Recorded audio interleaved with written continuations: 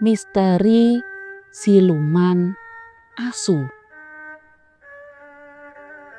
Gedhong sungsun telu kuwi katon medeni yen disawang. Apa maneh wayah bengi kaya ngene iki. Temboke wis padha lumuten, cete kusem wernane. Jendela lan lawange kebak klamat kala mangga, dene plafone kanggo susuwe lawa. Ambune ruangan apek ndulek irung. Tetambahan hawane atis gawe githok mrinding. Robert sing ngadeg ing ruangan lantai 1 kumudu ora betah karo ambune telek lawa. Weteng munek-munek, cangkem mungkuk-mungkuk.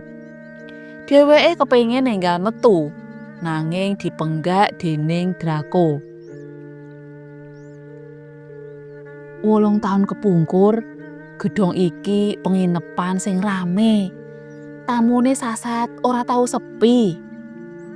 Ujare Kanzaki sing minangka warga daerah kono.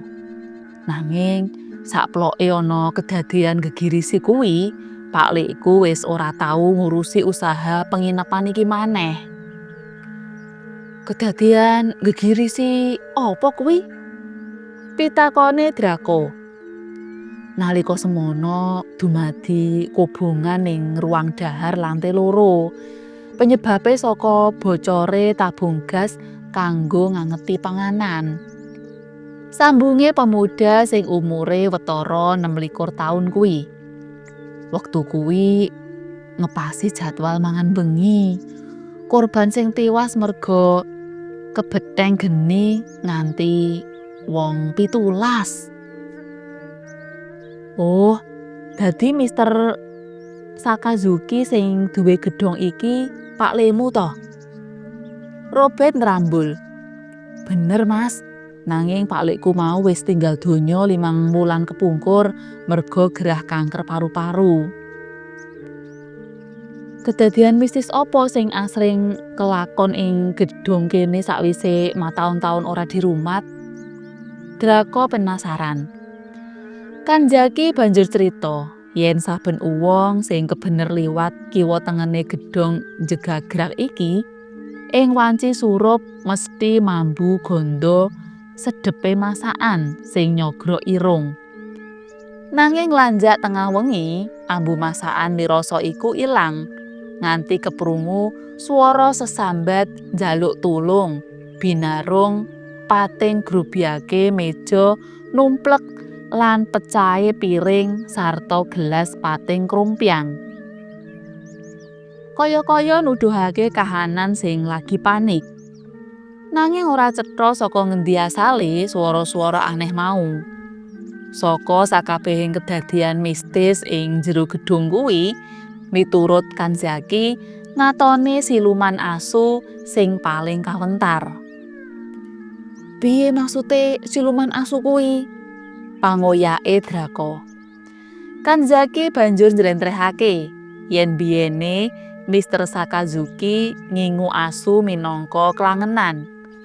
Sakazuki tresna banget marang asune. Mula anggone ngopeni uga kanthi gemati. Nanging embuh piye mula bukane kok kewan kuwi munggah menyang ruang mangan lantai 2 nalika kobongan dumadi. Tundone asu ules ireng iku katut kebetheng asep lan geni engga dadi lan tiwase. Sabubare kedadian gegirisi kuwi, bangkene asu ingon-ingon tinemu pereng. Ujaring kandha, rohe asu iku isih klambrangan. Kadangkala keprungu pembaunge sing mengkirikake wulu githok, nanging wujute ora katon. Ana maneh warga sing kandha menawa tau weruh asu kanthi awake kebak geni pencolotan ing omah angker kuwi. Sawise antuk katerangan saka Kanzaki, Robert enggal ngetokake piranti sing dibutuhake, yaiku kamera lan mikrofon. Jam ing alrojine Draco nuduhake angka 11:30 kliwat 5. Emane Kanjaki ora wani melu ngeterake mlebu gedhong awit isih tom-tomen karo kobongan kang nggawa kurban mau. Kamera wis siap, Rob? Oke, Mas, siap. Kamera lan mikrofon wis aktif. Durung genep 3 menit, swasana ing sakupenge kono wimbuh ngedeni. Kursi kuno ing poncot ruangan dumadakan mundur karepe dhewe. Lan lawang jendela obah-obah kaya keterak angin gede. Ditambah ambu sangit kaya plastik kobong sing nyegrak irung. Durung apa-apa awak dhewe wis oleh sambutan kaya ngene, ucape Draco. "Wah, ambune, Mas. Aku ora kuat nahan." Grenenge Robert. Jendela lan kursi sing maune obah-obah mara-mara mandeg karepe dhewe. Ambu sangit sing sakawit ngebaki ruangan uga ilang. Nanging kahanan tentrem iku ora suwe, awit dumadakan keprungu pambengoke asu. "Au! Au! Gitoke Robert sakala mrinding. Kosok baline Draco malah bungah. Dheweke yakin tugase bengi iki bakal sukses, awit entuk gambare asu nyiluman. "Ayo, enggal metu demit elek. Endi wujudmu sing jarene medeni kuwi?" Sumbare Draco. Koyone aku weruh posisi demite, Mas," ujare Robert semu gemeter. "Ning endi?" "Pas mburine awake dhewe." Nalika wong loro noleh memburi alon-alon, wewujudan gegirisi kuwi wis ngaglah kanthi ulat galak. Mripate murup abang lan awak kebak geni. Congore gereng-gereng nedya ngancap. Nyisis, siung lan katon nesu banget. Sikile ancang-ancang arep nubruk. Tanpa mbuang wektu, Robert lan Draco enggal mlayu sipat kuping.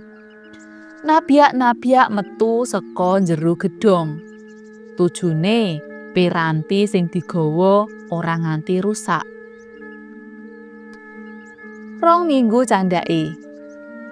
"Bagus, aku seneng karo rekaman penampakan asu siluman kuwi," ujare pimpinan redaksi katon marem. "Rekaman iki yen ditayangake bakal akeh sing nonton, saktemah iklane uga tambah akeh." Robert lan Draco mesem. Pimpinan redaksi gumuyu bungah. Metu saka ruangane pimpinan redaksi, kekarone banjur nutugake garap laporan mistis saka negara Sakura kuwi. Saking ketungkule kerja ora krasa anggone garap nganti bengi. Jam tembok nuduhake angka 8:30. Kahanan kantor wiwit sepi. Jalaran sawetara karyawan wis mulih. Lelorone leren anggone garap tayangan mistis bareng wetenge kluruk-kluruk njaluk diisi. Robert lan Draco banjur menyang pawon saperlu njupuk roti bakar lan ngecom kopi. Nalika arep balik menyang meja kerjane, lelorone krungu pambengoke asu saka njaba. "Asune sapa kuwi sing bengok-bengok? Apa Boni?" Boni kuwi kire ingon-ingone pimpinan redaksi lan asring biyantu tugase satpam kantor ngreksa katentreman. "Ora mungkin, Mas. Dina iki Boni digawa mulih dening pimpinan redaksi. Jajal ungaken saka jendela, asune sapa iku kok mbaunge medeni." Nalika ngungak jendela, Robert kaget lan tangane ngawe-awe. Draco sing penasaran banjur nyedak. Saebo kagete Draco. Sumurup asu kanthi awak kebak geni kuwi ngadeg ana njaba jendela. Wujute wimbuh gedhe, tikel ping 3 karo sing tau disumurupi ing Jepang sawetara dina kepungkur. Asu sak gudel ngancap, "Prang!" Jendela kaca tinrajang sumyur. "Ah!" jerite Drako lan Robert bebarengan. Cutha.